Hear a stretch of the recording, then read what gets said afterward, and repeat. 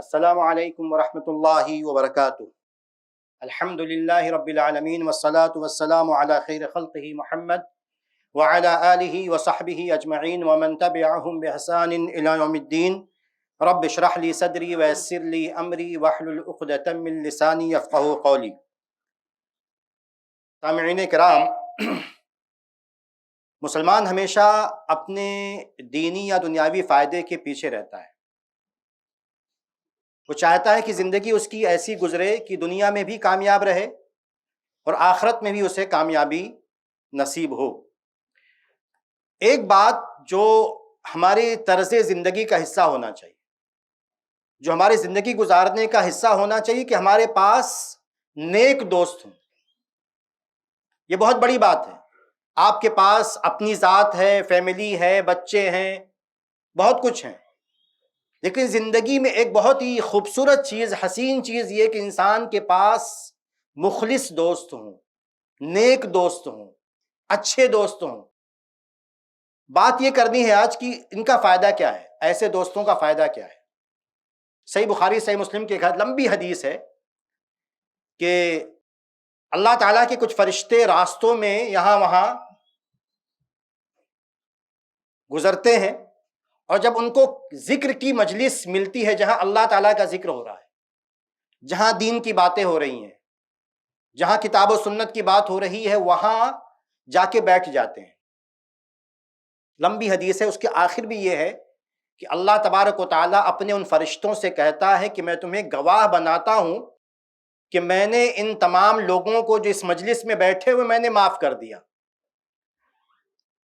تو فرشتے کہتے ہیں کہ اللہ تبارک و تعالیٰ اس مجلس میں، اس محفل میں ایک ایسا بندہ بھی تھا، خطاؤن، جو گنہگار تھا، وہ دین کی بات سننے آنا نہیں چاہتا تھا، گزر رہا تھا، بیٹھ گیا۔ حدیث کے الفاظ ترجمہ یہی ہے کہ وہ گنہگار بندہ، اور اس کا مقصد بھی آ کے درس سننا، ذکر کی مجلس میں شریک ہونا مقصد بھی نہیں تھا، بس گزر رہا تھا، اتفاق سے بیٹھ گیا وہاں۔ تو اللہ تعالیٰ فرماتا ہے غفرت لہ، میں نے اسے معاف کر دیا۔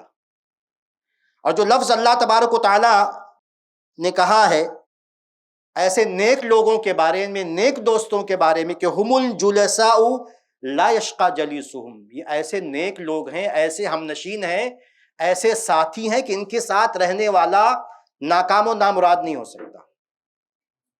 دیکھیے یہ پوائنٹ بہت بڑا ہے۔ اللہ تعالیٰ نے واضح کیا اس حدیث کے ذریعے کہ یہاں عمل مقصود نہیں ہے، کہ سامنے والے نے، اس گنہگار نے کوئی بہت بڑا، اس کا مقصد نہیں تھا کہ آ کے ذکر کی مجلس میں کسی علم کی محفل میں بیٹھے، وہ تو گزر رہا تھا، بیٹھ گیا بس۔ اور لفظ وہی استعمال کیا کہ ہم الجلساء، یہ نہیں کہا کہ اس کی وجہ سے اس کو معاف کیا گیا، یہ کہا کہ یہ جو اس کے ہم نشین تھے، جو اس کے ساتھ بیٹھنے والے تھے، یہ ایسے ہیں کہ ان کے ساتھ رہنے والا ناکام نہیں ہو سکتا، نامراد نہیں ہو سکتا۔ اللہ تعالیٰ نے اس کو ان کی وجہ سے بخش دیا۔ تو یہ بہت بڑی بات ہوتی ہے کہ ہم ایسے لوگوں کے ساتھ رہیں جو نیک ہیں، جو اللہ والے ہیں۔ کوشش کریں، ظاہر پہ حکم ہوتا ہے، اندر کیا ہے ہم نہیں جانتے، لیکن جو بظاہر ہمارے معاشرے میں، سماج میں اچھے لوگ ہیں، انسان کوشش کرے کہ وہ، اس کے بچے، عورتوں میں اس کی بیوی، اس کی بچیاں نیک لوگوں کے ساتھ رہیں۔ ایک فائدہ تو یہ ہے۔ دوسرا فائدہ نیک ساتھی کا، نیک دوست کا یہ ہے کہ سنن نبی داؤد کی صحیح حدیث، اللہ کے رسول صلی اللہ علیہ وسلم نے ارشاد فرمایا المؤمن مرآۃ المومن، جب آپ کا سچا دوست ہوگا، نیک دوست ہوگا، تو آپ کی چاپلوسی نہیں کرے گا، آپ کی منہ بھرائی نہیں کرے گا، آپ کی بلا وجہ تعریف نہیں کرے گا، آپ غلطی کریں گے اکیلے میں بتا دے گا۔ سگریٹ پیتے ہو اچھی بات نہیں ہے، کوئی بھی نام لیں آپ، زید بھائی، خالد بھائی، فلاں بھائی، یہ اچھی بات نہیں ہے۔ آپ یہ نماز چھوڑتے ہو، یہ اچھی بات نہیں ہے، لیکن فضیحت نہیں کرے گا، رسوا نہیں کرے گا، اکیلے میں بات کرے گا۔ شیشہ، جیسے اسے نبی نے شیشے کی مثال دی، آئینے کی، کہ آئینے کے سامنے آپ کھڑے ہوتے، آئینہ بولتا نہیں ہے، لیکن آپ کے عیب آپ کے سامنے رکھ دیتا ہے کہ آپ کے چہرے پہ کتنے داغ دھبے ہیں، وہ چپکے سے بتا دیتا ہے۔ ویسے ایک مسلمان دوست ہوگا، جو سچا دوست ہوگا، جو نیک دوست ہوگا، چپکے سے آپ کو آپ کے عیبوں کے بارے میں بتا دے گا کہ فلاں فلاں چیز آپ کو دین یا دنیا میں نقصان پہنچا سکتی ہے، آپ اس سے باز آ جائیں. تو دوسرا فائدہ یہ ہے. تیسرا فائدہ، اور صحیح مسلم کی مشہور حدیث ہے، بار بار یہ حدیث آپ کے سامنے پیش کی گئی ہے، کہ جب کوئی دوست، کوئی مسلمان بندہ کسی اپنے مسلمان بھائی کے بارے میں اکیلے میں، تنہائی میں دعا کرتا ہے تو اللہ تعالیٰ اس کی دعا قبول کرتا ہے. اور ایک فرشتہ مقرر ہوتا ہے جو کہتا ہے کہ تمہارے لیے بھی وہی ہے جو تم نے اپنے بھائی کے لیے مانگا ہے. دیکھیے یہ معیار رکھیے اپنا. اس میں الٹی بات بھی کہہ سکتے ہیں، نہیں اس کے برعکس بات بھی، کہ مجھے بھی ایسا ہی دوست ہونا چاہیے.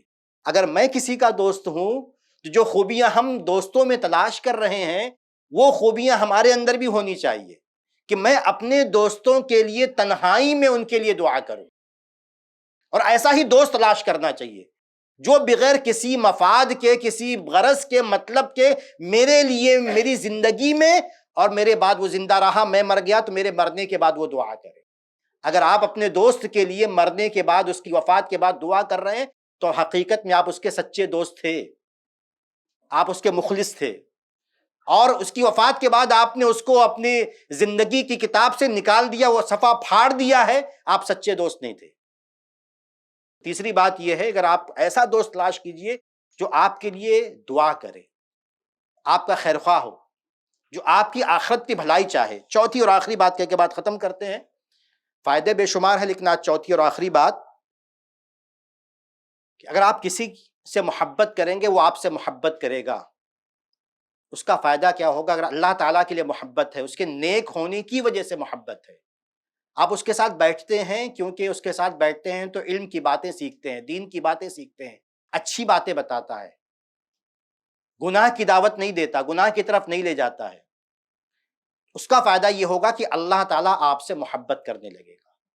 مشہور حدیث ہے، موطا مالک کی صحیح حدیث، اللہ تعالیٰ فرماتا ہے وجبت محبتی للمتحابین فیہ، جو میرے لیے ایک دوسرے سے محبت کرتے ہیں ایسے لوگوں کے لیے میری محبت واجب ہو گئی. اللہ تعالیٰ فرماتا ہے اگر ہم کسی انسان سے اس لیے محبت کر رہے ہیں کیونکہ اچھا بندہ ہے، نیک آدمی ہے، تو اللہ تعالیٰ ہم سے محبت کرے گا. اور ایک مشہور حدیث آپ جانتے ہیں، 7 لوگ جو قیامت میں، محشر میں اللہ تعالیٰ کے عرش کے سائے تلے ہوں گے، ان میں 2 لوگ ایسے ہوں گے رجلان تحابا فی اللہ، جو اللہ کے لیے ایک دوسرے سے محبت کرتے ہیں. تو جو آپ نے کسی کو دوست بنایا ہے کیونکہ وہ نیک ہے، اتنا سادہ سمجھیے، زیادہ گہرا بھی مت جائیے. آپ نے کسی کو دوست اس لیے بنایا کیونکہ وہ نیک ہے، انشاءاللہ آپ محشر کے میدان میں اللہ تعالیٰ کے عرش کے سائے تلے ہوں. اگر محبت اللہ کے لیے ہے، محبت اس کے نیک ہونے کی وجہ سے ہے. تو یہ چند باتیں تھیں. اللہ تعالیٰ سے دعا ہے کہ اللہ تعالیٰ ہمیں کہنے سننے سے زیادہ سمجھنے اور عمل کرنے کی توفیق عطا فرمائے. آمین. والسلام علیکم ورحمۃ اللہ وبرکاتہ. ایسے ہی فائدے مند اسلامک ویڈیوز دیکھنے اور منہج سلف پر کتاب و سنت کی تعلیمات کو عام کرنے میں ہمارا تعاون کریں، تاکہ آپ کے لیے ذریعہ نجات، جنت کے حصول کا سبب، ساتھ ہی مال میں برکت و اضافے کا ذریعہ بھی بنے. آمین. جزاک اللہ خیرن.